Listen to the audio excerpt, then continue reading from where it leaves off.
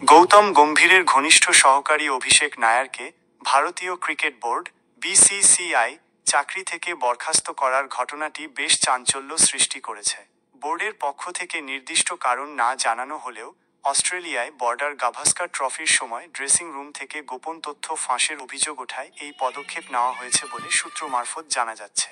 এই পরিস্থিতিতে অভিষেক নায়ারের পুরনো ডেরা কলকাতা নাইট রাইডার্সে কেকেআর প্রত্যাবর্তনের জল্পনা ক্রমশ বাড়ছে।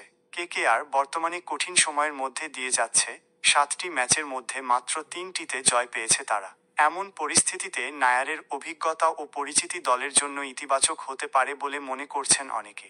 যদিও ওয়াকিবহাল মহল মনে করছে, যদি তিনি ফেরেনও এই মরশুমে সম্ভবত তাকে একাডেমির দায়িত্ব দেওয়া হতে পারে। তবে এই জল্পনাকে আরও উস্কে দিয়েছেন কেকেআরের স্পিনার বরুণ চক্রবর্তী। সম্প্রতি তিনি নিজের ইনস্টাগ্রাম স্টোরিতে অভিষেক নায়ারের সঙ্গে বহু বছর আগের একটি ছবি শেয়ার করেছেন। এই পোস্টের পর সমর্থকরা মনে করছেন নায়ারের নাইট শিবিরে ফেরা এখন সময়ের অপেক্ষা।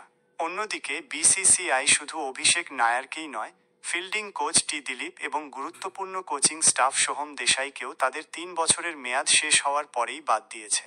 বর্তমানে ব্যাটিং কোচের দায়িত্ব সামলাচ্ছেন শীতাংশু কোটাক এবং ফিল্ডিং কোচের দায়িত্বে রয়েছেন রায়ান টেন দুষ্খাতে। সোহম দেশাইয়ের বিষয়ের বিকল্প হিসেবে পাঞ্জাব কিংসের সঙ্গে যুক্ত আদ্রিয়ান লেরক্সকে নিয়োগ করার সম্ভাবনা রয়েছে। অভিষেক নায়ারের কেকেআরে প্রত্যাবর্তনের সম্ভাবনা নিয়ে যদিও এখনই নিশ্চিত কিছু বলা যাচ্ছে না, তবে বরুণ চক্রবর্তীর পোস্ট এবং দলের বর্তমান পরিস্থিতি এই জল্পনাকে আরও জোরালো করেছে। যদি তিনি সত্যিই ফেরেন, তবে কলকাতার ক্রিকেট মহলে তা একটি উল্লেখযোগ্য ঘটনা হবে বলেই মনে করা হচ্ছে।